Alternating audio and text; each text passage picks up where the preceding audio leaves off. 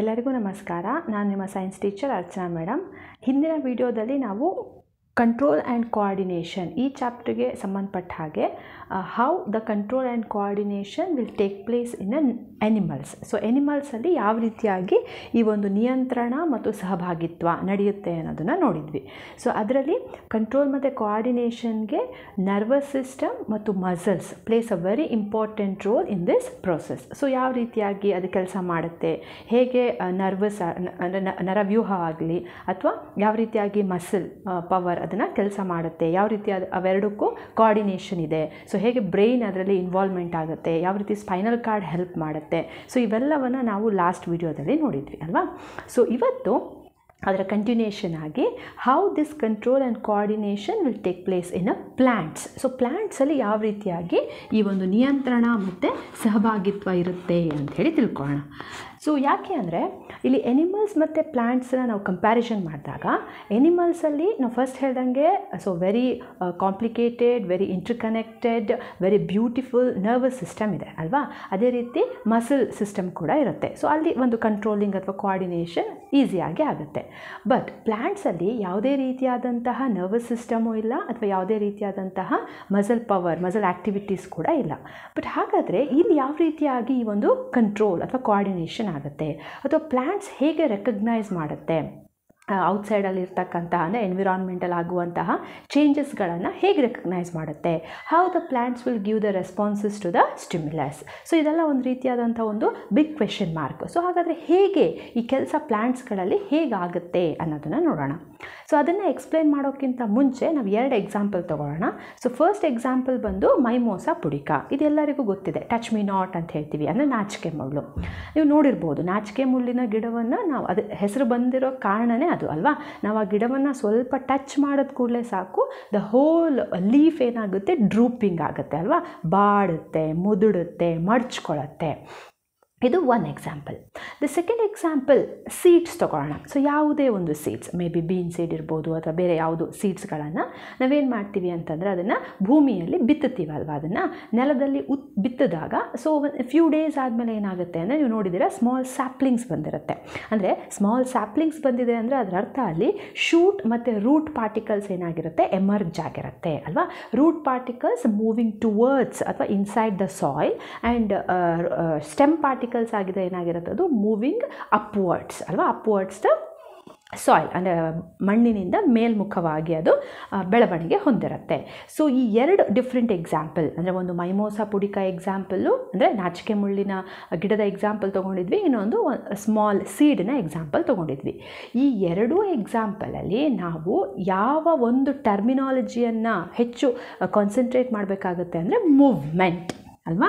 Even the ಎನಿಮಲಲ್ಲಿ ಕೂಡ ಈ ಒಂದು ಕಂಟ್ರೋಲ್ ಆ್ಯಂಡ್ ಕೋಆರ್ಡಿನೇಷನಿನ ಚಾಪ್ಟರ್ನ ಸ್ಟಾರ್ಟ್ ಮಾಡುವಾಗ ನಾನು ಇಂಟ್ರಡಕ್ಷನಲ್ಲಿ ಇದೇ ವರ್ಡನ್ನ ಯೂಸ್ ಮಾಡಿದ್ದೆ, ಮೂವ್ಮೆಂಟ್ ಮತ್ತು ಗ್ರೋತ್ ಅಲ್ವಾ.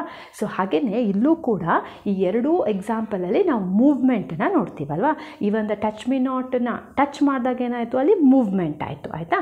ಅದೇ ಥರ ಸೀಡ್ಸಲ್ಲೂ ಏನಾಗಿದೆ, ಈಗ ಮೂವ್ಮೆಂಟ್ ಕಾಣಿಸ್ತಾ ಇದೆ.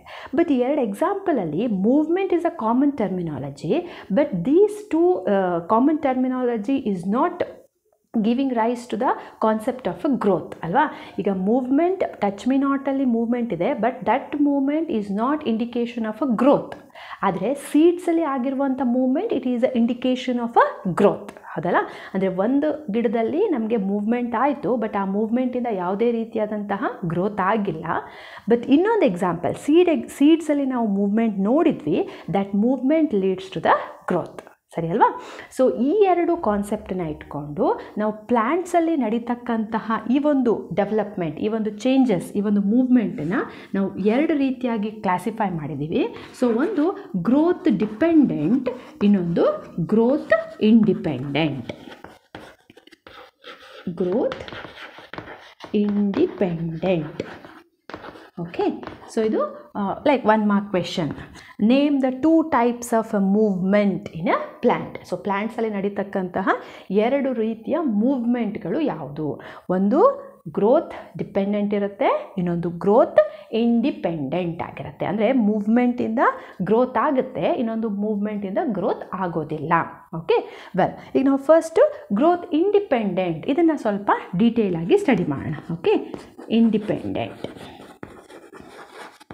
ಸೊ ಈ ಗ್ರೋತ್ ಇಂಡಿಪೆಂಡೆಂಟ್ ಅನ್ನು ನಾವು ಸ್ಟಡಿ ಮಾಡೋದಕ್ಕೆ the same touch me not, ನಾಚಿಕೆ ಮುಳ್ಳು, ಮೈಮೋಸಾ ಪುಡಿಕ, ಆ ಗಿಡವನ್ನು ಎಕ್ಸಾಂಪಲ್ ಆಗಿ ತೊಗೋತೀವಿ.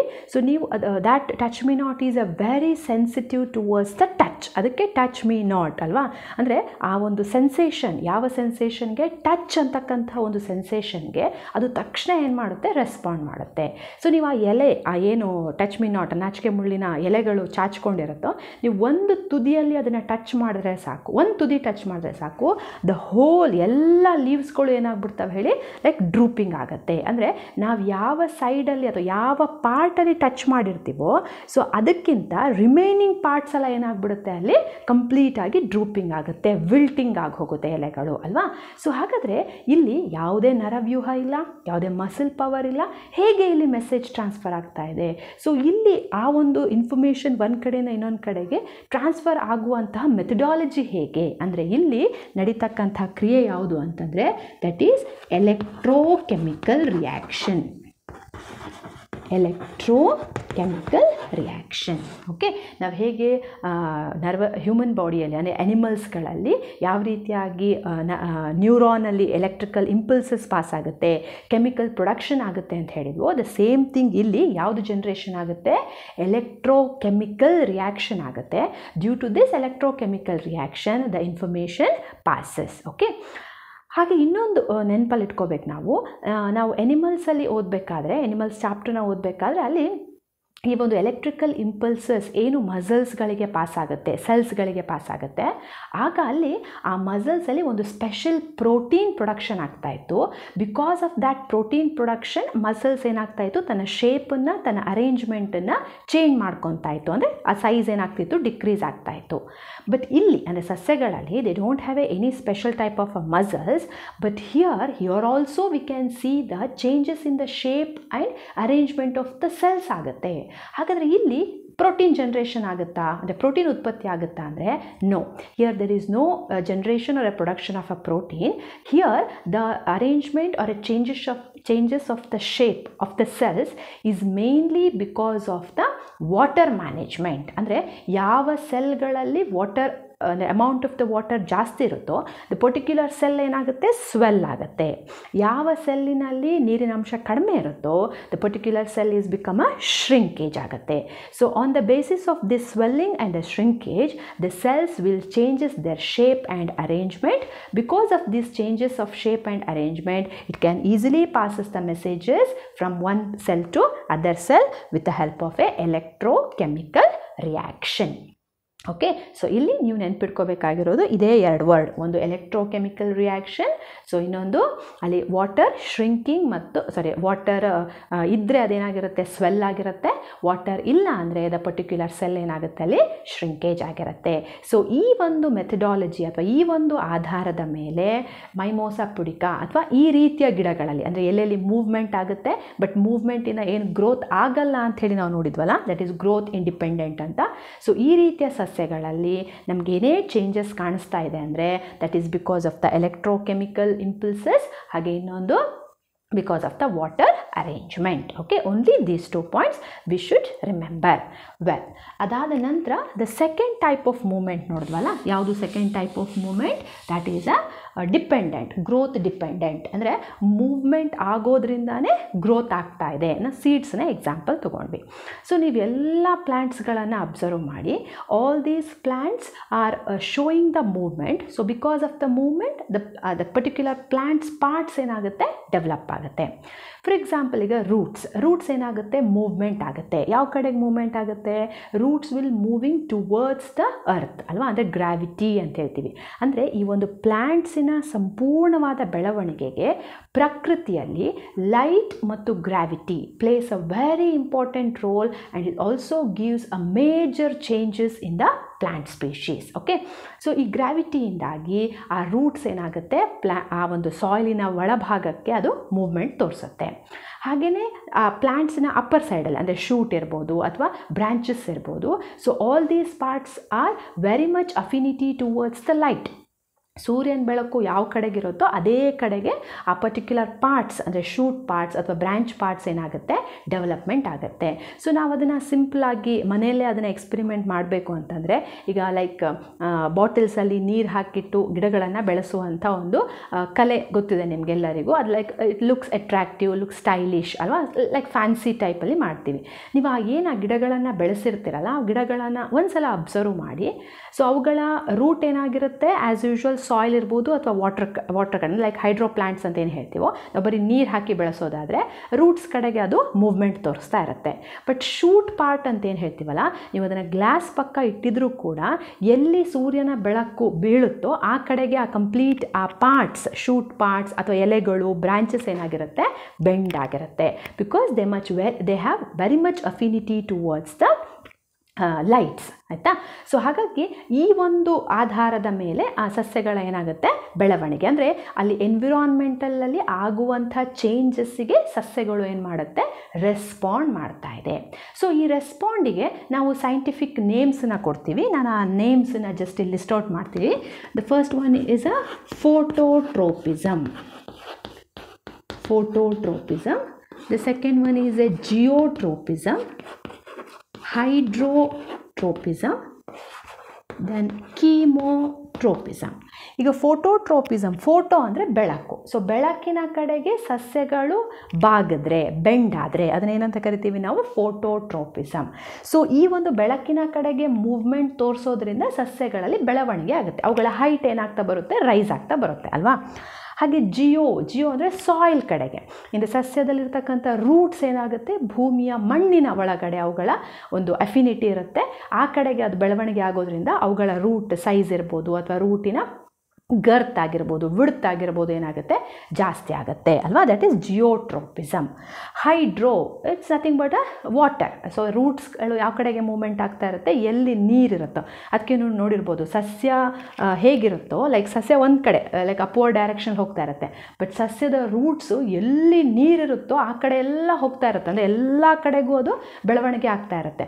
Because they have very much affinity towards the water. So ಆ ಒಂದು ಯಾವ ಕಡೆಗೆ ಅಫಿನಿಟಿ ಇರುತ್ತಲ್ಲ, ಅಂದರೆ ವಾಟರ್ ಕಡೆಗೆ ಅಫಿನಿಟಿ ಇದ್ದರೆ, ಸೊ ಆ ಒಂದು ಮೆಥಡಾಲಜಿನ ಅಥವಾ ಆ ಒಂದು ಕಾನ್ಸೆಪ್ಟನ್ನ ಏನಂತ ಕರಿತೀವಿ ನಾವು, ಹೈಡ್ರೋಟ್ರೋಪಿಸಮ್. ಹೈಡ್ರೋ ಅಂದರೆ ವಾಟರ್ ಅಂತ. ಇನ್ನು ಕೀಮೋಟ್ರೋಪಿಸಮ್ಗೆ ಅಂದರೆ ಕೀಮೋ ಮೀನ್ಸ್ ಕೆಮಿಕಲ್ಸ್ ಅಂತ. ಸೊ ಕೀಮೋಟ್ರೋಪಿಸಮ್ಗೆ ನಾವು ಬೆಸ್ಟ್ ಎಕ್ಸಾಂಪಲ್ ಯಾವ್ದು ಕೊಡ್ಬೋದು ಅಂತಂದರೆ, ಪೋಲನ್ ಟ್ಯೂಬ್ಸ್ಗಳು ಓವ್ಯೂಲ್ಸ್ ಒಳಗಡೆ ಮೂವ್ಮೆಂಟ್ ಆಗುತ್ತೆ. ಈಗ ನೀವು ರಿಪ್ರೊಡಕ್ಷನಲ್ಲಿ ಓದಿದೆ, ಫ್ಲವರ್ಸಲ್ಲಿ ರಿಪ್ರೊಡಕ್ಷನ್ ನೋಡ್ತೀವಲ್ವ. ಸೊ ರಿಪ್ರೊಡಕ್ಷನಲ್ಲಿ ಏನಾಗುತ್ತೆ ಅಂದರೆ, ಆ ಪೋಲನ್ ಟ್ಯೂಬ್ಸ್ಗಳು ಯಾವಾಗ ಡೆವಲಪ್ಮೆಂಟ್ ಆಗುತ್ತೋ, ದಟ್ ಪೋಲನ್ ಟ್ಯೂಬ್ಸ್ಗಳು ಯಾವುದ್ರ ಒಳಗಡೆ ಹೋಗುತ್ತೆ, ಓವ್ಯೂಲ್ ಒಳಗಡೆ ಹೋಗಿ ಸೇರಿಕೊಂಡು ನೆಕ್ಸ್ಟ್ ಜರ್ಮಿನೇಷನ್ ಆಗಿ formation of seeds, fruits development ಆಗಬೇಕಲ್ಲ. ಸೊ ಅಲ್ಲಿ ಪೋಲನ್ ಟ್ಯೂಬ್ಸ್ಗಳು ಓವ್ಯೂಲ್ ಕಡೆಗೆ ಹೋಗ್ತಕ್ಕಂತಹ ಆ ಒಂದು ರೆಸ್ಪಾಂಡ್ ಏನಿದೆಯಲ್ಲ, ಅದನ್ನು ಏನಂತ ಕರಿತೀವಿ ನಾವು, ಕೀಮೋಟ್ರೋಪಿಸಮ್ ಅಂತ ಹೇಳಿ ಕರಿತೀವಿ. ಸೊ ಇದು ವೆರಿ ಇಂಪಾರ್ಟೆಂಟ್ ಆದ movements in plants. So because of this movement, so plants shows the growth. ಈ ಮೂವ್ಮೆಂಟಿಂದ ನಾವು ಸಸ್ಯಗಳಲ್ಲಿ ಏನನ್ನು ನೋಡ್ತೀವಿ, ಗ್ರೋತನ್ನು ನೋಡ್ತೀವಿ, ಅಂದರೆ ಬೆಳವಣಿಗೆಯನ್ನು ನೋಡ್ತೀವಿ. ಸೊ ಇದು ನಿಮಗೆ 1 ಮಾರ್ಕಿಗೆ ಈ ಕ್ವೆಶನ್ ಕೇಳಿದಾಗ you should have the capacity or able to write the answer. Okay, I'll repeat once again. Phototropism means so plants showing athwa affinity towards the light. Geo means affinity towards the soil or earth, athwa idunu gravity antanu helbodu. Hydrotropism means affinity towards the water. So chemo means affinity towards the chemicals. So ಈ ಎಲ್ಲ ಮೂವ್ಮೆಂಟಿಂದ development ಆಗುತ್ತೆ ಅನ್ನೋದು ಗೊತ್ತಾಯಿತು. So ಈ development ಯಾವ ಥರ ಇರುತ್ತೆ, it is a directional. Okay, ಇದು ಡೈರೆಕ್ಷನಲ್ ಡೆವಲಪ್ಮೆಂಟ್ ಅಂತ ಹೇಳಿ ಕರಿತೀವಿ. ಅಂದರೆ ಇವಾಗ ಸಸ್ಯದ ರೂಟ್ಸ್ಗಳು they have a proper direction ಅಲ್ವಾ. ಅಂದರೆ ಅದು ಸೂರ್ಯನ ಕಡೆಗೆ ಬಾಗಿದ್ರೂ ಕೂಡ it shows a some proper direction ಇರುತ್ತೆ. ಸೊ ಡೈರೆಕ್ಷನ್ ಆಗಿ ಅದು ಬೆಳೀತಾ ಇರುತ್ತೆ. ಅಂದರೆ ಅದು ಸೂರ್ಯನ ಕಡೆಗೆ ಅಂದರೆ ಅಪ್ವರ್ಡ್ಸ್, ಭೂಮಿಯಿಂದ ಮೇಲ್ಭಾಗಕ್ಕೆ ಬೆಳಿಬೇಕು. ಯಾವುದು? Shoot, stem, branches. So that is a directional development. ಅದೇ ಥರ ರೂಟ್ಸ್, ಅದು ನೀರಿನ ಕಡೆಗೆ ಹೋಗಲಿ ಅಥವಾ ಭೂಮಿಯ ಒಳಗಡೆ ಏನು ಗ್ರಾವಿಟಿ ಅಂತ ಏನು ಹೇಳ್ತೀವಲ್ಲ, ಸೊ ಅಂದರೆ ದ್ಯಾಟ್ ಈಸ್ ಗ್ರೋಯಿಂಗ್ ಟುವರ್ಡ್ಸ್ ಅದು inside the soil, that it has its own direction. So ನೀರು ಮೇಲ್ಗಡೆ ಇದೆ ಅಂತ ಹೇಳಿಬಿಟ್ಟು ಆ ಥರ ಬರೋದಿಲ್ಲ. ಸೊ ಅದು ಗ್ರೋಯಿಂಗ್ ಇನ್ಸೈಡ್ ಅಂದರೆ ಭೂಮಿಯ ಒಳಗಡೆ ಎಲ್ಲಿ ನೀರಿನ ಸೆಲೆ ಇದೆ, ನೀರಿನ ಪಸೆ ಇದೆ, ಆ ಕಡೆ ಏನು ಮಾಡುತ್ತದೋ ಅದನ್ನು ನೀರನ್ನು ಹುಡ್ಕೊಂಡು ಹೋಗುತ್ತೆ. ಸೊ ಅದನ್ನು ನಾವೇನಂತ ಕರಿತೀವಿ? ಡೈರೆಕ್ಷನಲ್ ಗ್ರೋತ್ ಅಂತ, ಅದು ಡೈರೆಕ್ಷನಲ್ ಮೂವ್ಮೆಂಟ್ ಅಂತ ಹೇಳಿ ಕರಿತೀವಿ. ಇನ್ನು ಈ ಎರಡು ಮೂವ್ಮೆಂಟನಲ್ಲಿ ಯಾವುದು? ಒಂದು ಗ್ರೋತ್ ಡಿಪೆಂಡೆಂಟ್, ಇನ್ನೊಂದು ಗ್ರೋತ್ ಇಂಡಿಪೆಂಡೆಂಟ್. ಈ ಎರಡು ಮೂವ್ಮೆಂಟ್ಗಳಲ್ಲಿ ವೆರಿ ಫಾಸ್ಟೆಸ್ಟ್ ಮೂವ್ಮೆಂಟ್ ಯಾವುದು ಅಂತ ಕೇಳಿದ್ರೆ that is growth independent. Okay, ಇಲ್ಲಿ ನೀವು ಮೂವ್ಮೆಂಟ್ ನೋಡಿರ್ಬೋದು. ಈಗ ಟಚ್ ಮೀ ನಾಟ್ ಪ್ಲ್ಯಾಂಟನ್ನು ಮುಟ್ಟಿದಾಗ ತಕ್ಷಣ ಏನಾಗುತ್ತೆ? ಅದು ರೆಸ್ಪಾಂಡ್ ತೋರಿಸ್ಬಿಡುತ್ತೆ. ಅಂದರೆ ಎಲೆಗಳೆಲ್ಲ ಮಡ್ಚ್ಕೊಂಡ್ಬಿಡುತ್ತೆ. ಒಂದು ಸ್ವಲ್ಪ ಹೊತ್ತಾದ್ಮೇಲೆ ನಿಧಾನಕ್ಕೆ ಅದು ಮೊದಲಿನ ಪೊಸಿಷನ್ಗೆ ಬರುತ್ತೆ. ಅಂದರೆ ಅಲ್ಲಿ ರೆಸ್ಪಾನ್ಸ್ ಏನಾಗಿದೆ? ವೆರಿ ಫಾಸ್ಟ್ ಇರುತ್ತೆ. ಬಟ್ ಸೂರ್ಯನ ಕಡೆಗೆ ಅಫಿನಿಟಿ ಇರುವಂಥದ್ದು ಇರ್ಬೋದು, ನೀರಿನ ಕಡೆಗೆ ಇರ್ಬೋದು, ಅಥವಾ ಮಣ್ಣಿನ ಕಡೆಗೆ ಇರ್ಬೋದು, ಅಥವಾ ಕೆಮಿಕಲ್ಸ್ ಕಡೆಗೆ ಇರುವಂಥ ಈ ಅಫಿನಿಟಿ ಏನಿದೆಯಲ್ಲ, ಈ ಅಫಿನಿಟಿಯಿಂದ ಆಗುವಂಥ ಬೆಳವಣಿಗೆ ಏನಾಗಿರುತ್ತೆ? ಸ್ವಲ್ಪ ಸ್ಲೋ ಆಗಿರುತ್ತೆ. ನಮಗೆ ಅಷ್ಟು ಫಾಸ್ಟಾಗಿ ಅದನ್ನು ರೆಕಗ್ನೈಸ್ ಮಾಡಲಿಕ್ಕೆ ಆಗಲ್ಲ. ಈಗ ನೀವು ಇವತ್ತು ಬೀಜವನ್ನು ಭೂಮಿಗೆ ಬಿತ್ತಿರ್ತೀರಾ.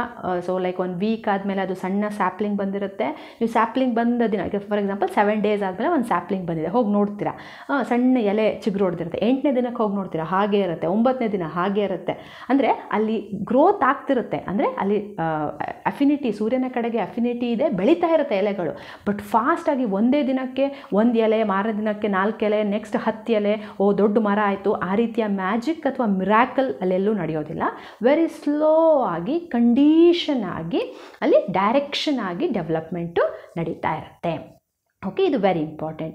ಅದು ಕೇವಲ ಸಸ್ಯಗಳಲ್ಲಿ ಮಾತ್ರ ಅಲ್ಲ, ಈವನ್ ಎನಿಮಲ್ಸಲ್ಲೂ ಕೂಡ ನಮ್ಮ ಈ ಒಂದು ಡೆವಲಪ್ಮೆಂಟ್, ಈ ಒಂದು ಗ್ರೋತ್ ಏನಿದೆಯಲ್ಲ, ಇಟ್ ಈಸ್ ವೆರಿ ಕಂಡೀಷನ್. ಅದಕ್ಕೆ ನೋಡಿ, ನಮ್ಮ ದೇಹದಲ್ಲಿ ಏನು ಡೆವಲಪ್ಮೆಂಟ್ ಎಲ್ಲಿ ಬೇಕೋ ಅಲ್ಲಿ, ಹೇಗೆ ಬೇಕೋ ಹಾಗೆ ಡೆವಲಪ್ಮೆಂಟ್ ಇರಲ್ಲ. ಕೈ ಎಲ್ಲಿ ಬೇಕೋ ಅಲ್ಲೇ ಕೈ ಬಂದಿರುತ್ತೆ, ಬೆರಳೆಲ್ಲಿರಬೇಕೋ ಅಲ್ಲೇ ಬೆರಳಿರುತ್ತೆ, ಕಾಲು ದೇಹದ ಯಾವ ಭಾಗದಲ್ಲಿ ಬರಬೇಕೋ ಅದೇ ಭಾಗದಲ್ಲಿ ಕಾಲಿನ ಬೆಳವಣಿಗೆ ಕೂಡ ಆಗ್ತಿರುತ್ತೆ. ಅಂದರೆ it is a very controlled and conditioned process ಅಂಥೇಳಿ ನಾವು ಅದನ್ನು ಕರಿತೀವಿ. ಸೊ ಹಾಗಾಗಿ it is a very very slow process. Okay, slow and gradual process.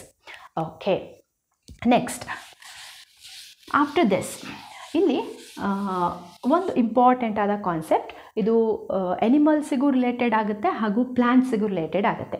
ಈಗ ನಾವು ಏನು ಮೆಸೇಜಸ್ ಟ್ರಾನ್ಸ್ಫರ್ ಆಗುತ್ತೆ, ಲೈಕ್ ಎಲೆಕ್ಟ್ರಿಕಲ್ ಇಂಪಲ್ಸಸ್ ಮೂಲಕ ಅಂತ ಹೇಳಿ ಕರಿತೀವಿ. ಸೊ ಈಗ ಐ ಜಸ್ಟ್ ರಫ್ಲಿ ಐ ಸ್ಕೆಚ್. ಇಲ್ಲಿ ಎಲೆಕ್ಟ್ರಿಕಲ್ ಇಂಪಲ್ಸಸ್ ಏನು ಜನ್ರೇಷನ್ ಆಗಿರುತ್ತೋ, ಸೊ ದಿಸ್ ಎಲೆಕ್ಟ್ರಿಕಲ್ ಇಂಪಲ್ಸಸ್ ಏನಾಗುತ್ತೆ, that first enters into the particular cell. Okay, so first ಈ ಎಲೆಕ್ಟ್ರಿಕಲ್ ಇಂಪಲ್ಸ್ ಏನು ಮಾಡುತ್ತೆ, ಆ ಮೆಸೇಜಸ್ನ ಯಾರಿಗೆ ಕೊಡುತ್ತೆ? ಒಂದು ಸೆಲ್ಲಿಗೆ ಆ ಮೆಸೇಜಸ್ನ ಕೊಡುತ್ತೆ.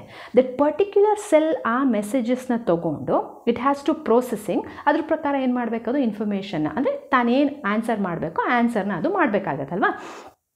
ಆದರೆ ಒಂದು ಸಲಕ್ಕೆ ಒಂದು ಇನ್ಫಾರ್ಮೇಷನ್ ಬಂದಾದಮೇಲೆ that particular cell take some minutes to respond for the second thought. Okay, ತಕ್ಷಣ ಒಂದರ ಹಿಂದೆ ಒಂದು ಇಂಪಲ್ಸ್ ಬಂದರೆ ಆ ಎಲ್ಲ ಇಂಪಲ್ಸಿಗೂ ಎಟ್ ಎ ಟೈಮಲ್ಲಿ ಆ ಪರ್ಟಿಕ್ಯುಲರ್ ಸೆಲ್ ಏನು ಮಾಡೋದಿಲ್ಲ, ರಿಪ್ಲೈನ ಕೊಡೋಕ್ಕಾಗಲ್ಲ. Because it needs some time to answer back to the particular response.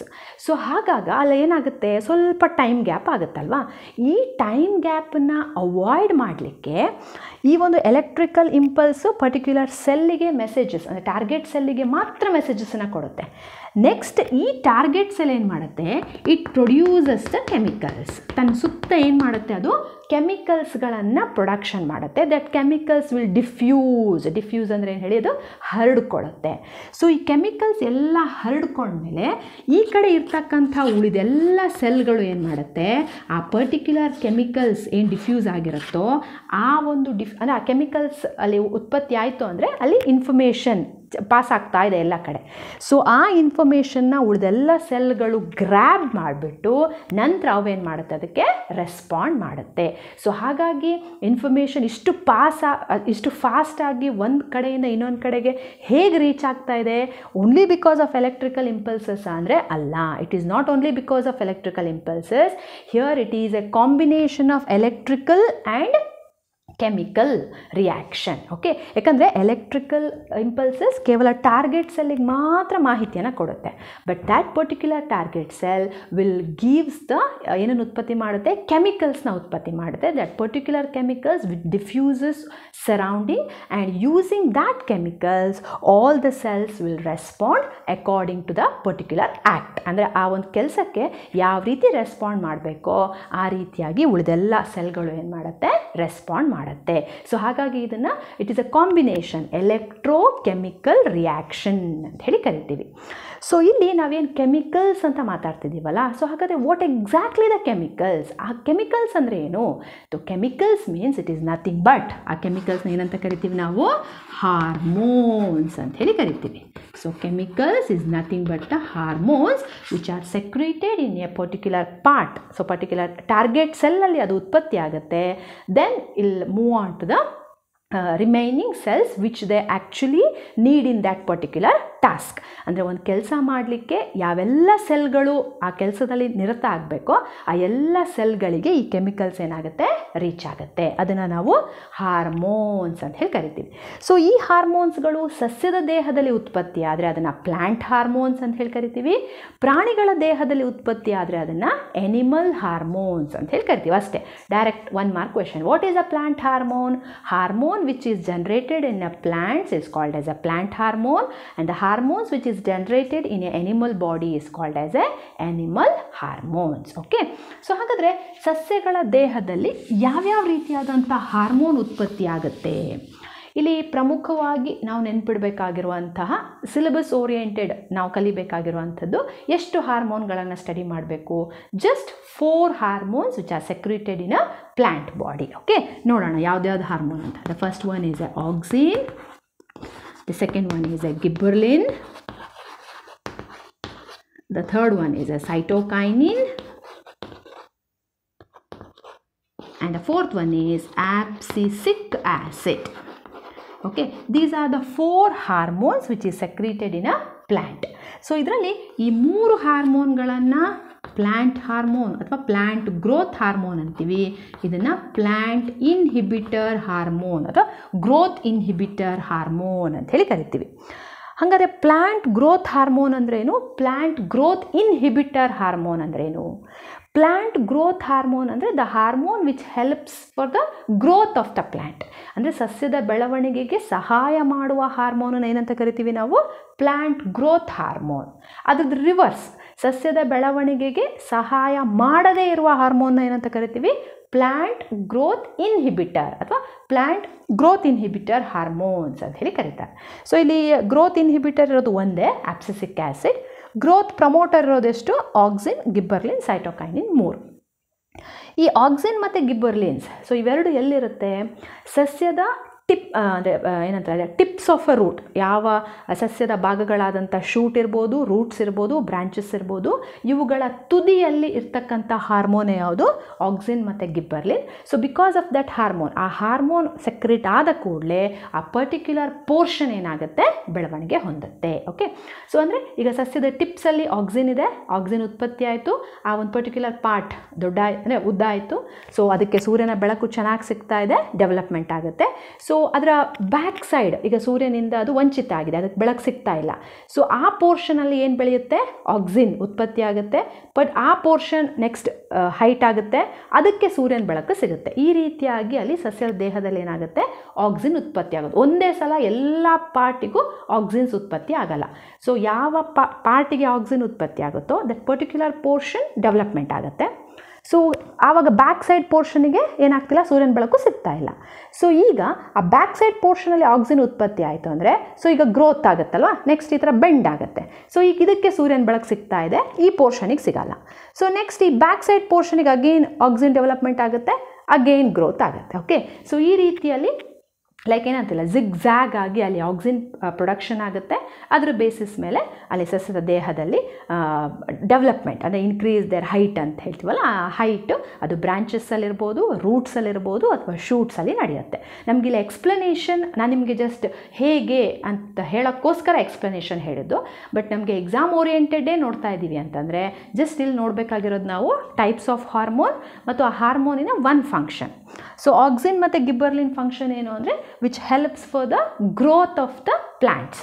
So ಹಾಗಾಗಿ so these auxin and gibberellin which present in a tip of a root, tip of a shoot or tips of the branches. Tip ಅಂದ್ರೇನು? ತುದಿ. So ತುದಿ ಭಾಗದಲ್ಲಿ ಇರೋದ್ರಿಂದ ಸಸ್ಯದ ಬೆಳವಣಿಗೆಗೆ ಸಹಾಯ ಮಾಡುತ್ತೆ. ಇನ್ನು ಸೈಟೋಕೈನಿನ್ ಕೆಲಸ ಏನು? The main function of a cytokinin is cell division. So ಸಸ್ಯದ ದೇಹದಲ್ಲಿ ಆ ಸೆಲ್ ಡಿವಿಷನ್ ಅಂದರೆ ಒಂದು ಸೆಲ್ ಇರೋದು 2, 2 ಇದ್ದಿದ್ದು 4, 4 ಇದ್ದಿದ್ದು 8. ಸೊ ಈ ಥರ ಬೆಳವಣಿಗೆ ಆದಾಗ, ಸೆಲ್ ಡಿವಿಷನ್ ಆದಾಗ ಸಸ್ಯದ ಬೆಳವಣಿಗೆ ಆಗುತ್ತೆ. ಗರ್ತ್ ಅಂದರೆ ಅದು ದಪ್ಪ ಅಂತೀವಲ್ಲ, ಸೊ ಗರ್ತ್ ಕೂಡ ಏನಾಗುತ್ತೆ ಅಲ್ಲಿ ಜಾಸ್ತಿ ಆಗುತ್ತೆ. ಅಥವಾ ಯಾವುದಾದ್ರೂ ಒಂದು ಪರ್ಟಿಕ್ಯುಲರ್ ಸೆಲ್ ಡ್ಯಾಮೇಜ್ ಆಗಿದರೆ ಆ ಡ್ಯಾಮೇಜ್ಡ್ ಸೆಲ್ಲು ಕೂಡ ಏನಾಗಬೇಕು? ರೀಪ್ಲೇಸ್ ಆಗಬೇಕು. ಆ ರೀಪ್ಲೇಸ್ ಆಗೋಕ್ಕೆ ಕೂಡ ಯಾವ್ದು ಹೆಲ್ಪ್ ಮಾಡುತ್ತೆ? cytokinin. ಸೊ ಹಾಗಾಗಿ the main function of the cytokinin is cell division. So ಈಗ ಈ 3 ಹಾರ್ಮೋನ್ಸ್ಗಳು ಏನಾಯಿತು? ಸಸ್ಯದ ಬೆಳವಣಿಗೆಗೇನೆ ಆಯಿತು ಎಲ್ಲ ಅಲ್ವಾ? ಸೊ ಹಾಗಾದರೆ ಇದು ಈ ರೀತಿಯೇ ಬೆಳೀತಾನೇ ಹೋಗ್ತಾ ಇತ್ತು ಅಂದರೆ ಹಾಗಾದರೆ ಎಂಡ್ ಇಲ್ವಾ? ಸೊ ಯಾವುದೇ ಒಂದು ಜೀವಿ ಹುಟ್ಟಿದೆ ಅಂದರೆ ಅದೇನಾಗಲೇಬೇಕು? ಒಂದಲ್ಲ ಒಂದು fine day it has to be its own end ಅಲ್ವಾ? ಸೊ ಹಾಗಾದರೆ ಈ ಸಸ್ಯದ ಬೆಳವಣಿಗೆಯನ್ನು ಕುಂಠಿತ ಮಾಡಬೇಕಲ್ವಾ? ಸೊ ಆ ಬೆಳವಣಿಗೆಯನ್ನು ಕುಂಠಿತ ಮಾಡುವಂಥ ಹಾರ್ಮೋನ್ ಯಾವುದು? That is nothing but abscisic acid. So ಯಾವಾಗ ಆಪ್ಸಿಸಿಕ್ ಆ್ಯಸಿಡ್ ಸಸ್ಯದ ದೇಹದಲ್ಲಿ ಉತ್ಪತ್ತಿ ಆಗುತ್ತೋ ಆಗ ಸಸ್ಯದ ಬೆಳವಣಿಗೆ ಏನಾಗುತ್ತೆ? ಕುಂಠಿತ ಆಗುತ್ತೆ. ಎಲೆಗಳು ಹಳದಿ ಬಣ್ಣಕ್ಕೆ ತಿರುಗುತ್ತೆ, ಎಲೆಗಳು ಉದ್ರಕ್ಕೆ ಶುರು ಆಗುತ್ತೆ. ನಿಮಗೆ ಗೊತ್ತಿದೆ ಎಲೆಗಳು ಉದ್ರಕ್ಕೆ ಶುರು ಆಗುತ್ತೆ ಅಂತಂದರೆ ಅಲ್ಲಿ ಫೋಟೋಸಿಂಥೆಸಿಸ್ ರೇಟ್ ಕಡಿಮೆ ಆಯಿತು. ಸೊ ಫುಡ್ ಪ್ರೊಡಕ್ಷನ್ ಆಗ್ತಾ ಇಲ್ಲ. ಆಗ ಆಟೋಮ್ಯಾಟಿಕ್ಕಾಗಿ ಸಸ್ಯದ ಆ ಒಂದು ಜೀವನ ಏನಾಗ್ತಾ ಬರುತ್ತೆ? ಕೊನೆ ಆಗ್ತಾ ಬರುತ್ತೆ ಅಲ್ವಾ? ಸೊ ಹಾಗಾಗಿ ಆ ಒಂದು ಬೆಳವಣಿಗೆ ಕುಂಠಿತ ಆಗುವಂಥ ಹಾರ್ಮೋನು ಕೂಡ ಬೆಳವಣಿಗೆ ಕೊಡುವಂಥ ಹಾರ್ಮೋನಷ್ಟೇ ಇಂಪಾರ್ಟೆಂಟ್ ಆದ ಹಾರ್ಮೋನ್. ಎರಡೂ ಇರಬೇಕು, ಎರಡೂ ಸಮ ಪ್ರಮಾಣದಲ್ಲಿ ಇರಬೇಕು. ಸೊ ಹಾಗಾಗಿ ಬೆಳವಣಿಗೆಗೆ ಆಕ್ಸಿನ್, ಗಿಬ್ಬರ್ಲಿನ್, ಸೈಟೋಕೈನಿನ್ ಸಹಾಯ ಮಾಡಿದ್ರೆ ಆ ಬೆಳವಣಿಗೆಯನ್ನು ಕುಂಠಿತಗೊಳಿಸಲಿಕ್ಕೆ ಯಾವುದಿರುತ್ತೆ? Abscisic acid. So these 4 are the important hormones. Hormone means it is a chemical which is secreted in a plant body for the proper functioning of a plant. Okay well, so ಹಾಗಾದರೆ ಈಗ ಪ್ಲ್ಯಾಂಟ್ಸಿನ hormone ನೋಡಾದಮೇಲೆ final ಆಗಿ animal ದೇಹದಲ್ಲಿ ಹಾಗಾದರೆ hormone ಉತ್ಪತ್ತಿ ಆಗಲ್ವಾ? ಹಾಗೇ ಆಗುತ್ತೆ ಅಲ್ವಾ? ಸೊ ನಮ್ಮ ದೇಹದಲ್ಲೂ ಕೂಡ ಬೇರೆ ಬೇರೆ ಸಂದರ್ಭದಲ್ಲಿ ಅಕಾರ್ಡಿಂಗ್ ಟು ದ ಸಿಚುವೇಶನ್ಗೆ ತಕ್ಕ ಹಾಗೆ ಹಾರ್ಮೋನ್ಗಳು ಉತ್ಪತ್ತಿ ಆಗುತ್ತೆ. ಸೊ ಹಾಗಾದರೆ ಇಲ್ಲಿ ಯಾವ ಇಂಪಾರ್ಟೆಂಟ್ ಆದ ಹಾರ್ಮೋನ್ಗಳನ್ನು ಅಂದರೆ we have A different types ಅಥವಾ ಡಿಫ್ರೆಂಟ್ ವೆರೈಟೀಸ್ ಇದೆ. ಬಟ್ ಇಲ್ಲಿ ಈ ಒಂದು SLCಯಲ್ಲಿ ನಾವು ಕಲಿಬೇಕಾಗಿರುವಂಥ ವೆರಿ ಫ್ಯೂ ಹಾರ್ಮೋನ್ಸ್ಗಳು ಮತ್ತು ಅವುಗಳ ಫಂಕ್ಷನ್ಸ್ ಹಾಗೂ ಅವು ಯಾವ ಗ್ಲ್ಯಾಂಡ್ಸಲ್ಲಿ ಅಂದರೆ ಯಾವ ಗ್ರಂಥಿಯ ಮೂಲಕ ಉತ್ಪತ್ತಿ ಆಗುತ್ತೆ ಅಂತ ಹೇಳಿ ನೋಡೋಣ. ಸೊ ಹಾರ್ಮೋನ್ಗಳ ಬಗ್ಗೆ ಅಧ್ಯಯನ ಮಾಡೋಕ್ಕಿಂತ ಚೂರು ಮುಂಚೆ ಏನಕ್ಕೆ ಬೇಕು ಈ ಹಾರ್ಮೋನು? ಸೊ ಬಿಕಾಸ್ ನಾವು ಡೈಲಿ ಸಿಚುವೇಷನಲ್ಲಿ ಅಥವಾ ನಮ್ಮ ಲೈಫನ್ನು ಲೀಡ್ ಮಾಡಬೇಕಾದ್ರೆ we are going to face a different type of situations. Anger situations ಇರುತ್ತೆ, ಹ್ಯಾಪಿ ಮೂಮೆಂಟ್ ಇರುತ್ತೆ, ಸ್ಯಾಡ್ ಇರುತ್ತೆ ಅಲ್ವಾ? ಡಿಫ್ರೆಂಟ್ ಸಿಚುವೇಷನ್ಸ್ ಇರುತ್ತೆ. ಅಥವಾ ಸಡನ್ನಾಗಿ ಯಾವುದೋ ಒಂದು ಭಯಾನಕವಾದಂಥ ದೃಶ್ಯವನ್ನು ನೋಡ್ತೀವಿ. ಆ ಏನೇ ಮೂಮೆಂಟ್ಸ್ ನಮ್ಮ ಎದುರುಗಡೆ ಬಂದಾಗ ಆ ಪರ್ಟಿಕ್ಯುಲರ್ ಮೂಮೆಂಟ್ಸಿಗೆ ಹೀಗೇ ನಾವು ರೆಸ್ಪಾಂಡ್ ಮಾಡಬೇಕು ಅಂತಿರುತ್ತೆ. ಎಲ್ಲರೂ ನಮ್ಮಿಂದ ಎಕ್ಸ್ಪೆಕ್ಟ್ ಮಾಡ್ತಾರಲ್ವಾ? ಯಾವುದೋ ಒಂದು ಸತ್ತ ಮನೆಯಲ್ಲಿ ಅಥವಾ ಯಾವುದೋ ಒಂದು ಯಾರೋ ಸತ್ತು ಹೋಗಿರ್ತಾರೆ, ಆ ಮನೆಗೆ ನೀವು ಅಚಾನಕ್ಕಾಗಿ ನಿಮ್ಗೆ ಗೊತ್ತಿರೋದಿಲ್ಲ, ಅನ್ಎಕ್ಸ್ಪೆಕ್ಟೆಡಾಗಿ ನೀವು ಹೋಗಿರ್ತೀರ. ಆಟೋಮ್ಯಾಟಿಕ್ಕಾಗಿ ನಮ್ಮ ಫೇಸ್ ಡಲ್ ಆಗಿಬಿಡುತ್ತೆ.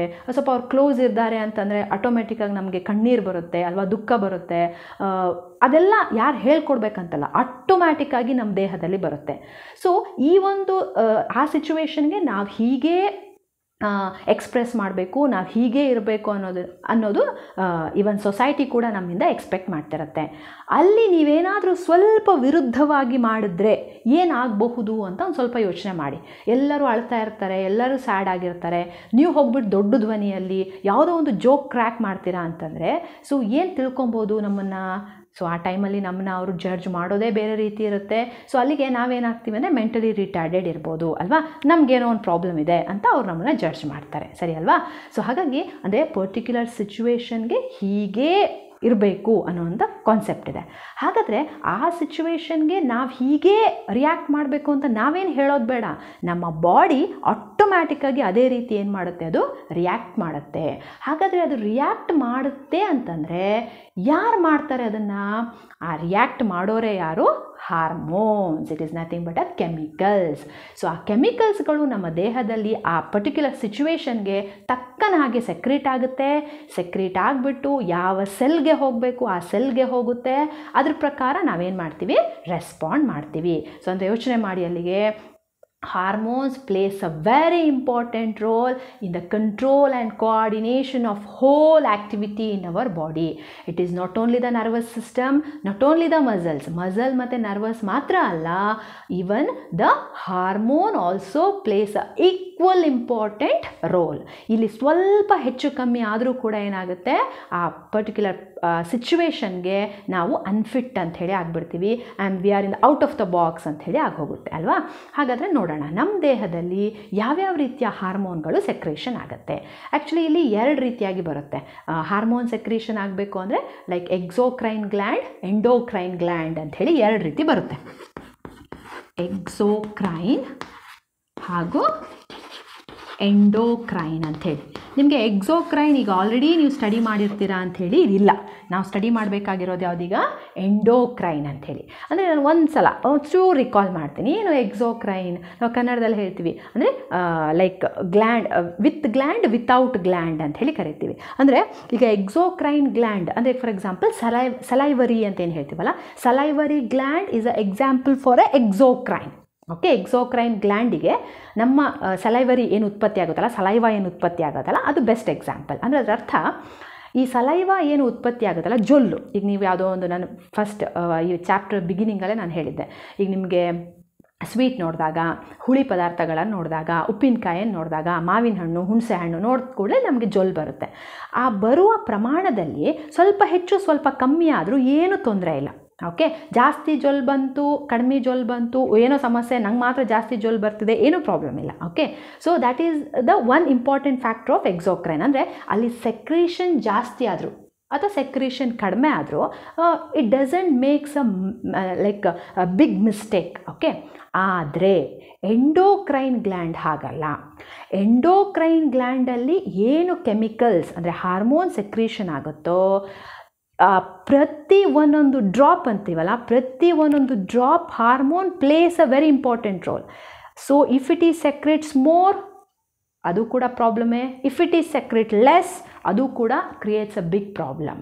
ಸೊ ಹಾಗಾಗಿ ಇವತ್ತು ನಾವು ಇಷ್ಟು ಕರೆಕ್ಟಾಗಿ ಪ್ರಾಪರಾಗಿ ಎಲ್ಲ ಸಿಚುವೇಶನ್ಗೆ ಪ್ರಾಪರಾಗಿ ಆನ್ಸರ್ ಮಾಡ್ತಾ ಇದ್ದೀವಿ. ಸೊ ಎಲ್ಲರ ಥರ ನಾವು ಇದ್ದೀವಿ ಅಂತಂದರೆ that is because of our endocrine gland and hormones which are secreted in A endocrine gland. Okay, so ಹಾಗಾಗಿ ನೋಡೋಣ ಯಾವ್ಯಾವ ಹಾರ್ಮೋನ್ಗಳು ನಾವಿಲ್ಲಿ ಸ್ಟಡಿ ಮಾಡ್ತೀವಿ ಅಂತ. ಸೊ ಇಲ್ಲಿ ನಾವು ಸ್ಟಡಿ ಮಾಡುವಂತಹ ವೆರಿ ಫ್ಯೂ ಹಾರ್ಮೋನ್ಸ್ಗಳು ಎಂಡೋಕ್ರೈನ್ ಗ್ಲ್ಯಾಂಡಲ್ಲಿ. So the first one is adrenaline, the second one is thyroxine, the fourth one is growth hormone,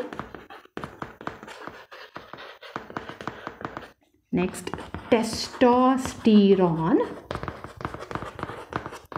then estrogen, and the last one is insulin. Already ಇದೆಲ್ಲವನ್ನು ನೀವು ಕೇಳಿರ್ತೀರ ಅಂದ್ಕೊತೀನಿ. So ಒಂದು ಸಲ ನಾವು recall ಮಾಡೋಣ. ಇದು ಹಿಂದಿನ ಎಲ್ಲ ಕ್ಲಾಸಲ್ಲಿ 8th 9th ನೀವು ಆಲ್ರೆಡಿ ಓದಿರ್ತೀರ ಈ ಹಾರ್ಮೋನ್ಸ್ಗಳ ಬಗ್ಗೆ.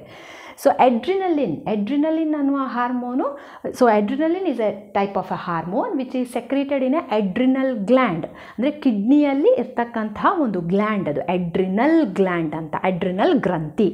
ಎಡ್ರಿನಲ್ ಗ್ರಂಥಿ ಎಡ್ರಿನಲಿನ್ ಅಂತಕ್ಕಂಥ ಒಂದು ಹಾರ್ಮೋನನ್ನು ಉತ್ಪತ್ತಿ ಮಾಡುತ್ತೆ. ಯಾವಾಗ ಉತ್ಪತ್ತಿ ಮಾಡುತ್ತೆ? During the time of emergency. ಅದಕ್ಕೆ ಈ ಎಡ್ರಿನಲ್ ಹಾರ್ಮೋನಿಗೆ ಎಮರ್ಜೆನ್ಸಿ ಹಾರ್ಮೋನ್ ಅಂತಲೇ ನಾವು ಕರಿತೀವಿ. ಎಮರ್ಜೆನ್ಸಿ ಅಂದರೆ ಯಾವಾಗ? ಭಯ ಅಥವಾ ದುಃಖ, ಅಳು, ಅಥವಾ ಯಾವುದೋ ಅನ್ಎಕ್ಸ್ಪೆಕ್ಟೆಡ್ ಸಿಚುವೇಶನ್ ನೋಡ್ತೀರಾ, ಅನ್ಎಕ್ಸ್ಪೆಕ್ಟೆಡ್ ಆಕ್ಸಿಡೆಂಟ್ಸ್ಗಳನ್ನು ನೋಡ್ತೀರಾ, ಆಗ ನಾವು ಹೇಗೆ ಫೇಸ್ ಮಾಡ್ತೀವಿ? ನಮ್ಮ ಎದುರುಗಡೆ ಒಂದು ಹುಲಿ ಬಂದಿದೆ, ಚಿರತೆ ಬಂದಿದೆ, ಒಂದು ಹಾವು ಬಂದಿದೆ, ಅಥವಾ ಒಂದು ನಾಯಿ ನಮ್ಮನ್ನು ಬೆರೆಸ್ಕೊಂಡು ಬರ್ತಾ ಇದೆ. ಸೊ ಆಗ ನಿಮ್ಮ ಬಾಡಿಯನ್ನು ಪ್ರಿಪೇರ್ ಮಾಡಬೇಕೇನು? Either you have to fight or you have to run away. ಅಲ್ವಾ. ಎರಡೂ ಸಿಚುವೇಶನ್ಗೆ ನಿಮ್ಮನ್ನು ರೆಡಿ ಮಾಡುವಂಥ ಹಾರ್ಮೋನೇ ಯಾವುದು? Adrenaline hormone. ಸೊ ಈ ಅಡ್ರಿನಲಿನ್ ಹಾರ್ಮೋನ್ ಏನಾಗುತ್ತೆ, directly that hormone enters into the ಬ್ಲಡ್ಡಿಗೆ ಡೈರೆಕ್ಟಾಗಿ ಅದೇನಾಗುತ್ತೆ, ಹಾರ್ಮೋನ್ ಸೇರಿಕೊಳ್ಳುತ್ತೆ. ಸೊ ಬ್ಲಡ್ಡಿಗೆ ಸೇರಿಕೊಳ್ಳುತ್ತೆ ಅಂದರೆ ಎಂಟೈರ್ ಬಾಡಿಗೆ ಫಾಸ್ಟಾಗಿ ಏನಾಗುತ್ತೆ, ಅದು ಸರ್ಕ್ಯುಲೇಟ್ ಆಗುತ್ತೆ with the help of heart. So ಯಾವಾಗ ಅಡ್ರಿನಲ್ ಸೆಕ್ರೇಟ್ ಆಗುತ್ತೋ ಹಾರ್ಟ್ ಬೀಟ್ ಜಾಸ್ತಿ ಆಗುತ್ತೆ, ಆಕ್ಸಿಜನ್ ತಗೊಳ್ಳುವಂಥ ಪ್ರಮಾಣ ನಮ್ಮದು ಜಾಸ್ತಿ ಆಗುತ್ತೆ, ನಮ್ಮ ಮಸಲ್ಸ್ ಎಲ್ಲ ಆ್ಯಕ್ಟಿವ್ ಆಗಿಬಿಡುತ್ತೆ. Either we have to fight or we have to run away. ಅದಕ್ಕೆ ನಮ್ಮ ದೇಹವನ್ನು ಏನು ಮಾಡುತ್ತೆ, ಅದು ರೆಡಿ ಮಾಡುತ್ತೆ. ಸೊ ಹಾಗಾಗಿ ಅದನ್ನು ಎಮರ್ಜೆನ್ಸಿ ಹಾರ್ಮೋನ್ ಅಂತ ಹೇಳಿ ಕರಿತೀವಿ. Okay, so that is the adrenaline which is ಸೆಕ್ರೇಟೆಡ್ in the adrenal gland. ಈಗ ಸೆಕೆಂಡ್ ಯಾವುದು? ಥೈರಾಕ್ಸಿನ್.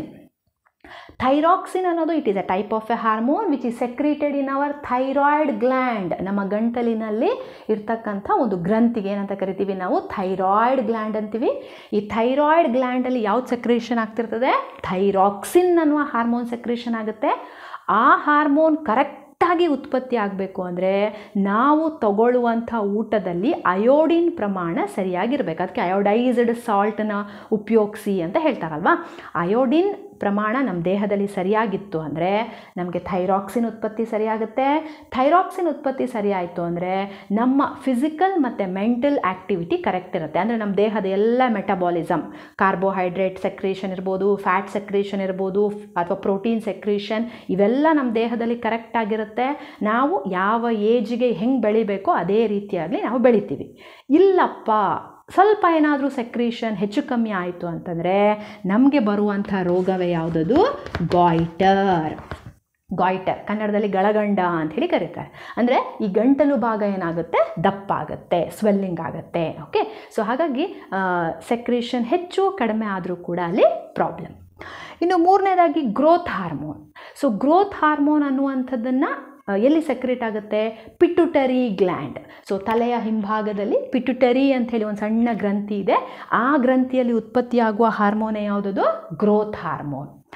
ಗ್ರೋತ್ ಹಾರ್ಮೋನ್ ಹೆಚ್ಚಾದರೆ ಝೈಗ್ಯಾಂಟಿಸಮ್ ಅನ್ನುವ ಕಾಯಿಲೆ ಬರುತ್ತೆ. ಗ್ರೋತ್ ಹಾರ್ಮೋನ್ ಸೆಕ್ರೇಷನ್ ಕಡಿಮೆ ಆದರೆ ಡ್ವಾರ್ಫಿಸಮ್ ಅನ್ನುವ ಕಾಯಿಲೆ ಬರುತ್ತೆ. ಹೆಸರೇ ಹೇಳುತ್ತೆ ನೋಡಿ, ಝೈಗ್ಯಾಂಟಿಸಮ್ ಅಂತಂದರೆ ರಾಕ್ಷಸನ ಥರ ಬೆಳೆಯುವಂಥದ್ದು. ಡ್ವಾರ್ಫಿಸಮ್ ಅಂದರೆ ಕುಬ್ಜತೆ. ಓಕೆ, ಇದು ಅಂದರೆ ಆ ವ್ಯಕ್ತಿಯಲ್ಲಿ ಸರಿಯಾದ ಏಜಿಗೆ ಸರಿಯಾದ ಪ್ರಮಾಣದಲ್ಲಿ ಗ್ರೋತ್ ಹಾರ್ಮೋನ್ ಉತ್ಪತ್ತಿ ಆದಾಗ ಇದ್ಯಾವುದು ಬರಲ್ಲ, ದೈತ್ಯತೆನೂ ಬರೋದಿಲ್ಲ, ಕುಬ್ಜತೆನೂ ಬರೋದಿಲ್ಲ. ಸ್ವಲ್ಪ ವೇರಿಯೇಷನ್ ಆದರೆ ಅಲ್ಲೇನಾಗುತ್ತೆ, ದೈತ್ಯತೆ ಮತ್ತು ಕುಬ್ಜತೆ, ಝೈಗ್ಯಾಂಟಿಸಮ್ ಮತ್ತು ಡ್ವಾರ್ಫಿಸಮ್ ಅನ್ನುವ ಕಾಯಿಲೆ ಬರುತ್ತೆ.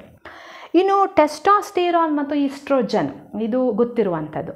ಸಾಮಾನ್ಯವಾಗಿ ಯಾರೇ ಒಬ್ಬ ಹುಡುಗ ಅಥವಾ ಹುಡುಗಿ ವಯಸ್ಕರು, ಹದಿಹರೆಯದು ಅಂತ ಹೇಳ್ತಿಲ್ಲ, ಹದಿಹರೆಯದ ಏಜ್ಗೆ ಬಂದ ಕೂಡಲೇ, ಅಡಾಲಸೆನ್ಸ್ ಏಜ್ಗೆ ಬಂದ ಕೂಡಲೇ ನಮಗೆ ಆಶ್ಚರ್ಯ ಆಗುತ್ತೆ. 1, 2, 3, 4ನೇ ಕ್ಲಾಸಲ್ಲಿ ನಾನಿದ್ದಾಗೆ ಇವಾಗ ನಾನಿಲ್ಲ, ಅಥವಾ ನನ್ನ ಅಪೋಸಿಟವರು ಆ ಥರ ಇಲ್ಲ ಅಂತ ನನಗನ್ಸುತ್ತೆ. ಯಾಕೆ ಅಂದರೆ ಆ ಸಂದರ್ಭದಲ್ಲಿ ನಮ್ಮ ದೇಹದಲ್ಲಿ, ಸೊ ಬಾಯ್ಸಲ್ಲಾದರೆ ಟೆಸ್ಟಾಸ್ಟಿರಾನ್, ಗರ್ಲ್ಸಲ್ಲಾದರೆ ಈಸ್ಟ್ರೋಜನ್ ಅನ್ನುವಂಥ ಹಾರ್ಮೋನ್ ಉತ್ಪತ್ತಿ ಆಗೋದ್ರಿಂದ ನಮಗೆ ಪಿಂಪಲ್ಸ್ ಆಗೋದಿರ್ಬೋದು, ಅಥವಾ ಲೈಕ್ ಹುಡುಗರಿಗಾದರೆ ಮೀಸೆಗಡ್ಡ ಬರುವಂಥ ಇರ್ಬೋದು, ಅಥವಾ ಕಂಪ್ಲೀಟ್ ನಮ್ಮ ದೇಹ ಚೇಂಜಸ್ ಆಗೋದಿರ್ಬೋದು, ವಾಯ್ಸ್ ಒಡೆಯುವಂಥದ್ದಿರ್ಬೋದು. ಇವೆಲ್ಲ ಯಾಕೆ ಬದಲಾವಣೆ ಆಗುತ್ತೆ ಅಂತಂದರೆ ಆ ಟೈಮಲ್ಲಿ ಯಾವ ಹಾರ್ಮೋನ್ ಉತ್ಪತ್ತಿ ಆಗುತ್ತೆ? ಟೆಸ್ಟಾಸ್ಟಿರಾನ್, ಈಸ್ಟ್ರೋಜನ್. ಇದು ಉತ್ಪತ್ತಿ ಆಗಲೇಬೇಕು. ಆ ಸಂದರ್ಭದಲ್ಲಿ ಎಷ್ಟು ಉತ್ಪತ್ತಿ ಆಗಬೇಕೋ ಅಷ್ಟು ಉತ್ಪತ್ತಿ ಆಗಲೇಬೇಕು. ಇಲ್ಲ ಅಂತಂದರೆ ಲೈಕ್ ನಮ್ಮನ್ನ ಏನಂತ ಲೈಕ್ ಥರ್ಡ್ ಜೆಂಡರ್ ಅಂತ ಹೇಳ್ತಾರೆ. ಯಾಕಂದರೆ ಲೈಕ್ ಹುಡುಗರಿಗೆ ಟೆಸ್ಟಾಸ್ಟಿರಾನ್ ಹಾರ್ಮೋನೇ ಉತ್ಪತ್ತಿ ಆಗಬೇಕು, ಆಗಲೇ ಅವ್ರಿಗೆ ಆ ಮೇಲ್ ವಾಯ್ಸ್ ಬರುತ್ತೆ, ಗಡಸು ವಾಯ್ಸ್ ಬರುತ್ತೆ. ಅದ್ರ ಬದಲು ಉಲ್ಟಾ ಏನಾದರೂ ಈಸ್ಟ್ರೋಜನ್ ಹಾರ್ಮೋನ್ ಸೆಕ್ರೇಷನ್ ಆಗಿಬಿಡ್ತು ಅವ್ರ ದೇಹದಲ್ಲಿ ಅಂತಂದರೆ ಪಾಪ ಅವ್ರ ಲೈಫ್ ಲೀಡ್ ಮಾಡೋದು ಏನಾಗುತ್ತೆ, ಕಷ್ಟ ಆಗುತ್ತೆ ಅಲ್ವಾ. ನಾವು ನೋಡಿದ್ದೀವಿ ಅಂಥ ಒಂದು ಕೇಸಸ್ಗಳನ್ನೆಲ್ಲ. ಸೊ ಹಾಗಾಗಿ ಎಲ್ಲೂ ಕೂಡ ಅದು ರಿವರ್ಸ್ ಆಗಬಾರ್ದು, ಹೆಚ್ಚು ಆಗಬಾರ್ದು, ಕಡಿಮೆನೂ ಆಗಬಾರ್ದು. ಇನ್ನು ಕೊನೆಯ ಹಾರ್ಮೋನ್ ಯಾವುದು? ಇನ್ಸುಲಿನ್. ಸೊ ಇನ್ಸುಲಿನ್ ಎಲ್ಲಿ ಉತ್ಪತ್ತಿ ಆಗುತ್ತೆ? ಪ್ಯಾಂಕ್ರಿಯಾಸ್ ಅಲ್ವಾ, ಮೆದೋಜೀರಕಾಂಗ ಅಂತ ಏನು ಹೇಳ್ತೀವಲ್ಲ ನಾವು, ಪ್ಯಾಂಕ್ರಿಯಾಸಲ್ಲಿ ಯಾವುದು ಉತ್ಪತ್ತಿ ಆಗುತ್ತೆ? ಇನ್ಸುಲಿನ್. ಸೊ ಇನ್ಸುಲಿನ್ ಏನು ಮಾಡುತ್ತೆ? To maintain the sugar level in a blood. So ಬ್ಲಡ್ಡಿನಲ್ಲಿ ಸಕ್ಕರೆಯ ಅಂಶವನ್ನು ಸರಿಯಾದ ನಿರ್ವಹಣೆ ಮಾಡೋ ಕೆಲಸ ಇನ್ಸುಲಿನ್. ಸ್ವಲ್ಪ ವ್ಯತ್ಯಾಸ ಆದರೂ ಯಾವ ಕಾಯಿಲೆ ಬರುತ್ತೆ? ಡಯಾಬಿಟಿಸ್. ಡಯಾಬಿಟಿಸ್ ಗೊತ್ತಲ್ಲ, ಮಧುಮೇಹ ರೋಗ ಅಲ್ವಾ. ಸೊ ಈ ಒಂದು ಇನ್ಸುಲಿನ್ ಓವರ್ ಸೆಕ್ರೇಷನ್ ಆಯಿತು ಅಂದರೆ ಶುಗರ್ ಲೆವೆಲ್ ಏನಾಗುತ್ತೆ, ಜಾಸ್ತಿ ಆಗುತ್ತೆ. ಕಡಿಮೆ ಅಂದರೂ low sugar, low B P ಅಂತ ಏನು ಕರಿತೀವಲ್ಲ, ಲೈಕ್ ಬ್ಲಡ್ ಪ್ರೆಷರ್ ವೇರಿಯೇಷನ್ ಆಯಿತು, ಶುಗರ್ ವೇರಿಯೇಷನ್ ಆಯಿತು ಅಂತ ಏನು ಹೇಳ್ತೀವಲ್ಲ ನಾವು. ಸೊ ಲೋ ಶುಗರ್ ಇದ್ದರೂ ಪ್ರಾಬ್ಲಮ್ಮೇ, ಹೈ ಶುಗರ್ ಇದ್ದರೂ ಪ್ರಾಬ್ಲಮ್ಮೇ. ಸೊ ಶುಗರ್ ಲೆವೆಲ್ ಬ್ಲಡ್ಡಲ್ಲಿ ಏನಾಗಿರಬೇಕು, ಸರಿಯಾಗಿರಬೇಕು. ಸರಿಯಾಗಿರಬೇಕು ಅಂದರೆ ಇನ್ಸುಲಿನ್ ಉತ್ಪತ್ತಿ ಏನಾಗಿರಬೇಕು, ಸರಿಯಾಗಿರಬೇಕು. ಇದು ಕೇಳಿರ್ತೀರ, ಸಾಮಾನ್ಯ ಶುಗರ್ ಜಾಸ್ತಿ ಇರೋರು ಆ ಇನ್ಸುಲಿನ್ ಲೈಕ್ ಇಂಜೆಕ್ಷನ್ ಅವ್ರ ಡೋಸೇಜ್ ಎಲ್ಲ ಚೇಂಜ್ ಮಾಡಿ ಕೊಟ್ಟಿರ್ತಾರೆ. ಡಾಕ್ಟರ್ಸ್ ಹತ್ರ ಹೋದಾಗ ಲೈಕ್ ಏನು ಟ್ಯಾಬ್ಲೆಟ್ಸಲ್ಲಿ ಡೋಸ್ ಕೊಟ್ಟಿರ್ತಾರಲ್ಲ, ನಿಮಗೆ ಶುಗರ್ ಕಡಿಮೆ ಇದೆ ಅಥವಾ ಹೆಚ್ಚಿದೆ, ಸೊ ಈ ರೀತಿ ತೊಗೊಳ್ಳಿ ಅಂಥೇಳಿ. ಅಂದರೆ ನಮ್ಮ ದೇಹದಲ್ಲಿ ಆ ಶುಗರ್ ಬ್ಲಡ್ಡಲ್ಲಿ ಶುಗರ್ ಲೆವೆಲ್ನ ಏನು ಮಾಡಬೇಕು, ನಾವು ಮೇಂಟೈನ್ ಮಾಡಬೇಕು. ಸೊ ಇಲ್ಲ ಅಂತಂದರೆ ದಟ್ ಅಗೇನ್ ಲೀಡ್ಸ್ ಟು ಏನಾಗುತ್ತೆ, ಅಲ್ಲಿ ಫ್ಲೋಯಿಂಗ್ ಆಫ್ ಬ್ಲಡ್ ಫ್ಲೋಗೆ ಏನಾಗುತ್ತೆ, ಪ್ರಾಬ್ಲಮ್ ಆಗುತ್ತೆ. ಬ್ಲಡ್ ಫ್ಲೋ ಪ್ರಾಬ್ಲಮ್ ಆಯಿತು ಅಂದರೆ ಅಲ್ಲಿ ಪ್ರೆಷರ್ ಉತ್ಪತ್ತಿ ಆಗುತ್ತೆ, that leads to the B P ಅಲ್ವಾ, like high blood pressure, low blood pressure ಉಂಟಾಗುತ್ತೆ. ಸೊ ಹಾಗಾಗಿ ಅವೆಲ್ಲವನ್ನು ಸರಿಯಾದ ರೀತಿಯಲ್ಲಿ ನೋಡ್ಕೋಬೇಕು. ಸರಿಯಾಗಿರಬೇಕು ಅಂದರೆ ಇನ್ಸುಲಿನ್ ಸೆಕ್ರೇಷನು ಪ್ಯಾಂಕ್ರಿಯಾಸಲ್ಲಿ ಸರಿಯಾಗ್ತಿರಬೇಕು. ಸೊ ಇದಿಷ್ಟು ನಮ್ಮ ದೇಹದಲ್ಲಿ ಉತ್ಪತ್ತಿಯಾಗುವಂಥ ಹಾರ್ಮೋನ್, ಮತ್ತು ಈ ಹಾರ್ಮೋನ್ಗಳು ಕೂಡ ನಮ್ಮ ಕಂಟ್ರೋಲ್ ಮತ್ತು ಕೋಆರ್ಡಿನೇಷನಲ್ಲಿ ಪ್ರಮುಖವಾದ ಪಾತ್ರವನ್ನು ವಹಿಸ್ತವೆ. ಅರ್ಥ ಆಯ್ತಲ್ಲ. ಸೊ ಇವತ್ತಿನ ತರಗತಿಯಲ್ಲಿ ನಾನು ಹೇಳಿರುವಂಥದ್ದು ಕಂಟ್ರೋಲ್ ಆ್ಯಂಡ್ ಕೋಆರ್ಡಿನೇಷನ್ ಇನ್ ಪ್ಲ್ಯಾಂಟ್ಸಲ್ಲಿ 2 ಟೈಪ್ಸ್ ಆಫ್ ಮೂಮೆಂಟ್ಸ್ ನೋಡಿದ್ವಿ. ಒಂದು ಗ್ರೋತ್ ಡಿಪೆಂಡೆಂಟ್, ಇನ್ನೊಂದು ಗ್ರೋತ್ ಇಂಡಿಪೆಂಡೆಂಟ್. ಸೊ ಗ್ರೋತ್ ಇಂಡಿಪೆಂಡೆಂಟಲ್ಲಿ ನಾನು ಟಚ್ ಮಿ ನಾಟ್ ಅಂದರೆ ಮೈಮೋಸಾ ಪುಡಿಕಾದ ಎಕ್ಸಾಂಪಲ್ ಕೊಟ್ಟಿದ್ದೆ. ಅಲ್ಲಿ ಇಂಪಾರ್ಟೆಂಟಾಗಿ ನೋಡಬೇಕಾಗಿರೋದು ಎಲೆಕ್ಟ್ರೋಕೆಮಿಕಲ್ ರಿಯಾಕ್ಷನ್. ಸೊ ಅದೇ ರೀತಿ ಸೆಲ್ಸಲ್ಲಿರುವಂತಹ ವಾಟರ್ ಲೈಕ್ ವಾಟರ್ ಮ್ಯಾನೇಜ್ಮೆಂಟ್. ಜಾಸ್ತಿ ಇತ್ತು, ವಾಟರ್ ಇತ್ತು ಅಂದರೆ ಅಲ್ಲಿ ಸೆಲ್ ಏನಾಗಿರುತ್ತೆ, ಸ್ವೆಲ್ ಆಗಿರುತ್ತೆ. ವಾಟರ್ ಲೆವೆಲ್ ಕಮ್ಮಿ ಇತ್ತು ಅಂದರೆ ಸೆಲ್ಲು ಶ್ರಿಂಕೇಜ್ ಆಗುತ್ತೆ. ಸೊ ಅದ್ರ ಮೂಲಕ ಅಲ್ಲಿ ಮೆಸೇಜಸ್ ಏನಾಗುತ್ತೆ, ಟ್ರಾನ್ಸ್ಫರ್ ಆಗುತ್ತೆ. ಹಾಗೆ ಗ್ರೋತ್ ಡಿಪೆಂಡೆಂಟಲ್ಲಿ ನಾವು ನೋಡಿದ್ದು ಲೈಕ್ ಫೋಟೋಟ್ರೋಪಿಸಮ್ ಅಂದರೆ ಬೆಳಕಿನ ಕಡೆಗೆ, ಜಿಯೋಟ್ರೋಪಿಸಮ್ ಅಂದರೆ ಗ್ರಾವಿಟಿ, ಹೈಡ್ರೋಟ್ರೋಪಿಸಮ್ ಅಂದರೆ ನೀರು, ಹಾಗೆ ಕಿಮೋಟ್ರೋಪಿಸಮ್ ಅಂದರೆ ಕೆಮಿಕಲ್ಸ್. ಸೊ ಕಿಮೋಟ್ರೋಪಿಸಮ್ಗೆ ಎಕ್ಸಾಂಪಲ್ ಯಾವುದು, pollen tubes moving towards the ovules. Okay, ಅದಾದ ನಂತರ ನಾವು ನೋಡಿರುವಂಥದ್ದು ಲೈಕ್ ಹೇಗೆ ಓನ್ಲಿ ದ ಎಲೆಕ್ಟ್ರಿಕಲ್ ಇಂಪಲ್ಸಸ್ ಮಾತ್ರ ಈ ಒಂದು ಮೆಸೇಜಸ್ನ ಟ್ರಾನ್ಸ್ಫರ್ ಮಾಡುತ್ತಾ ಅಂದರೆ not only the electrical impulse, even the chemicals also place a very important roll ಅಂತ ಹೇಳಿ ಹೇಳ್ತೀವಿ. ಸೊ ಹಾಗಾದರೆ ಕೆಮಿಕಲ್ಸ್ ಅಂದರೆ ಯಾವುದು? ಕೆಮಿಕಲ್ಸ್ ಅಂದರೆ nothing but that is hormones. So ಸಸ್ಯದ ದೇಹದಲ್ಲಿ 4 ಹಾರ್ಮೋನ್ಗಳನ್ನು ನೋಡಿದ್ವಿ. ಆಕ್ಸಿನ್, ಗಿಬ್ಬರ್ಲಿನ್, ಸೈಟೋಕೈನಿನ್ನ ಪ್ಲಾಂಟ್ ಗ್ರೋತ್ ಹಾರ್ಮೋನ್ ಆಗಿ ನೋಡಿದ್ವಿ. ಆಪ್ಸಿಸಿಕ್ ಆ್ಯಸಿಡನ್ನು ಇನ್ಹಿಬಿಟರ್ ಹಾರ್ಮೋನ್ ಆಗಿ ನೋಡಿದ್ವಿ. ಹಾಗೆ ಎನಿಮಲ್ಸ್ ದೇಹದಲ್ಲಿ ಬರುವಂಥ ಹಾರ್ಮೋನ್ಗಳಲ್ಲಿ adrenaline emergency hormone, thyroxine thyroid ಗ್ಲ್ಯಾಂಡಲ್ಲಿ ಉತ್ಪತ್ತಿಯಾಗುತ್ತೆ. ಸೊ ಇದರ ಉತ್ಪತ್ತಿ ಸರಿಯಾಗಿಲ್ಲ ಅಂದರೆ ಆಗುವ ಕಾಯಿಲೆ ಯಾವುದು? ಗಾಯ್ಟರ್. ಹಾಗೆಯೇ ಗ್ರೋತ್ ಹಾರ್ಮೋನ್ ಪಿಟ್ಯುಟರಿ ಗ್ಲ್ಯಾಂಡಲ್ಲಿ ಬರುವಂಥ ಹಾರ್ಮೋನೇ growth hormone. So growth hormone secretion ಜಾಸ್ತಿ ಆದರೆ ಝೈಗ್ಯಾಂಟಿಸಮ್, ಕಡಿಮೆ ಸೆಕ್ರೇಷನ್ ಆದರೆ ಡ್ವಾರ್ಫಿಸಮ್. ಹಾಗೆಯೇ ಎಡಾಲಸೆನ್ಸ್ ಏಜಲ್ಲಿ ಬಾಯ್ಸಲ್ಲಿ ಟೆಸ್ಟೋಸ್ಟಿರಾನ್ ಹಾರ್ಮೋನ್ ಸೆಕ್ರೇಷನ್ ಆಗುತ್ತೆ. ಹಾಗೆಯೇ ಗರ್ಲ್ಸಲ್ಲಿ ಈಸ್ಟ್ರೋಜನ್ ಹಾರ್ಮೋನ್ ಸೆಕ್ರೇಷನ್ ಆಗುತ್ತೆ. ಸೊ ಅದರಿಂದ ನಮ್ಮ ಸೆಕೆಂಡರಿ ಡೆವಲಪ್ಮೆಂಟ್ ಅಂತ ಏನು ಕರಿತೀವಲ್ಲ, ಸೊ ಆ ಎಲ್ಲ ಡೆವಲಪ್ಮೆಂಟ್ಸ್ಗೆ ಹೆಲ್ಪ್ ಆಗುತ್ತೆ. ಹಾಗೆ ಪ್ಯಾಂಕ್ರಿಯಾಸಲ್ಲಿ ಸೆಕ್ರೇಟ್ ಆಗುವಂಥ ಹಾರ್ಮೋನ್ ಯಾವುದು? Insulin. So insulin secretion variation ಆಯಿತು ಅಂದರೆ ಬ್ಲಡ್ಡಲ್ಲಿ ಶುಗರ್ ಲೆವೆಲ್ ವೇರಿಯೇಷನ್ ಆಗುತ್ತೆ. ಸೊ ಅದರಿಂದ ಬರುವಂಥ ರೋಗನೇ ಯಾವುದು? ಡಯಾಬಿಟಿಸ್. ಓಕೆ, ಸೊ ಇದಿಷ್ಟು ಈ ಒಂದು ಕಂಟ್ರೋಲ್ ಆ್ಯಂಡ್ ಕೋಆರ್ಡಿನೇಷನ್ ಚಾಪ್ಟ್ರಲ್ಲಿ ಬರುವಂತಹ ಅಂಶ. ಅಂದರೆ ಅಲ್ಲಿಗೆ ನರ್ವಸ್ ಸಿಸ್ಟಮ್, ಮಸಲ್ಸ್ ಹಾಗೂ hormones place a very important role in the control and coordination of all the activities of plants as well as animals ಅನ್ನೋದನ್ನು ಈ 2 ವಿಡಿಯೋದಲ್ಲಿ ನಾನು ನಿಮಗೆ ಹೇಳಿದ್ದೀನಿ.